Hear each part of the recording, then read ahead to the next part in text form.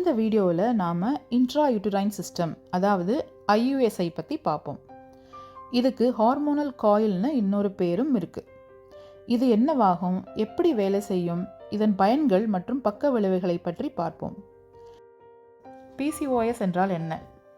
PCOS அதிக androgen hormone அளவு மற்றும் முகத்தில் அதிக முடி வளர்ச்சி மற்றும் முகப்பரு, நேரம் தவிர்த்த மாதவிடாய் மற்றும் கர்ப்பமடைவதில் கஷ்டம் போன்ற அறிகுறிகளுடன் வெளிப்படுகின்ற ஒரு நோயாகும். பிசிஓஎஸ் பற்றி மேலும் தெரிந்து கொள்ள எங்களோட மற்ற வீடியோக்களை பாருங்கள். ஐயுஎஸ் ஒரு டீ வடிவத்தில் உள்ள ஒரு பிளாஸ்டிக் பொருள். இதை போடுவதற்கு மருத்துவர் இல்லை நர்ஸ் உங்கள் கர்ப்பப்பைக்குள் வைப்பாங்க. இந்த பிளாஸ்டிக் நேராக உங்கள் கர்ப்பப்பைக்குள் ப்ரொஜெஸ்ட்ரானை வெளியிட்டு கர்ப்பத்தை தடுக்கும். இதுக்கு 99% செயல்திறன் உண்டு மற்றும் 3 வருடங்கள் முதல் 8 வருடங்கள் வரை இதன் வகையை பொறுத்து நீடிக்கும்.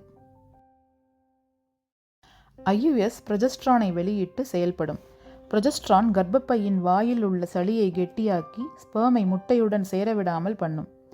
இதுவுடன் சேர்ந்து இது கர்ப்பப்பையின் தோலை ஒல்லியாக்கி கேன்சர் அபாயத்தை குறைத்து ஓவுலேஷனை நிறுத்திவிடும். ஐயுஎஸ்க்கு பல பயன்கள் உண்டு.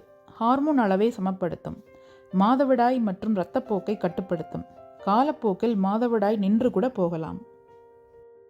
ஐயுஎஸ் அதாவது ஹார்மோனல் காயிலை மருத்துவர் அல்லது நர்ஸ் 5-10 நிமிஷத்துக்குள்ளே பொருத்தி விடுவாங்க.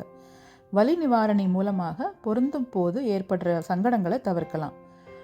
ஐயுஎஸ்ல இருந்து வெளிவர்ற ஹார்மோன்ஸ் கொஞ்சமானாலும் நீண்ட நாள் மாத்திரை எடுக்க அவசியமில்லை. ஐயுஎஸ் கர்ப்பப்பைக்குள் வச்ச பிறகு சில பெண்களுக்கு லேசான வலி மற்றும் மிதமான இரத்த வெளியேற்றம் சில நாட்கள் வர வாய்ப்புண்டு. அடிக்கடி காயில் த்ரெட்டை சரிபார்ப்பது நல்லது மற்றும் காயில் த்ரெட்டை உணர முடியலனா மருத்துவரை அணுக வேண்டும். ஐயுஎஸ்ஸின் பக்க விளைவுகள். நிறைய பெண்களுக்கு பிரச்சனை இருக்காது, ஆனால் 3-1 பெண்ணுக்கு பக்க விளைவுகள் வரலாம். அவை முதல் சில மாதங்களுக்கு ஒழுங்கற்ற மாதவிடாய், மனநிலை மாறுதல், உடல் எடை அதிகம், முகப்பருக்கள், மார்புகள் மென்மையாகுதல் அல்லது மாதவிடாய் போன்ற வலி. இது 20-1 பெண்ணுக்கு வரலாம். இந்த அறிகுறிகள் சில மாதங்களுக்கு பிறகு சரியாகும். சரியாகவில்லை என்றால் மருத்துவரை அணுக வேண்டும். சில நேரத்தில் ஐயுஎஸ் நகர்தல் அல்லது வெளியேற்றம் மற்றும் தொற்று நேர்ந்தால் மருத்துவரை அணுகவும் அல்லது வலி இருந்தாலும் மருத்துவரை அணுகவும். சில பெண்களுக்கு ஐயுஎஸ் சரிவராது. அவர்கள் கருவுற்ற பெண்கள், ஃபைப்ராய்டு அல்லது கருப்பையில் தொற்றுக்கள் நிலைமை உள்ள பெண்கள், மார்பக புற்றுநோய் அல்லது கர்ப்பப்பை புற்றுநோய் உள்ளவர்கள். மருத்துவர்கள் பாதுகாப்பு கருதி சில சோதனைகளை செய்வார்கள். அவை ஏதேனும் தொற்று உள்ளதா, சரியான இடத்தை உறுதிப்படுத்த அல்ட்ராசவுண்ட் பயன்படுத்துவார்கள். இந்த காமிக் உங்களுக்கு ஐயுஎஸ் பற்றியும் பிசிஓஎஸ் அறிகுறிகளை அறிய உதவும் என்று நம்புகிறோம். இது ஒரு பாதுகாப்பான, பயனுள்ள மற்றும் நீண்டகால பிறப்பு கட்டுப்பாட்டு, மேலும் பிசிஓஎஸ்க்கும் உதவும்.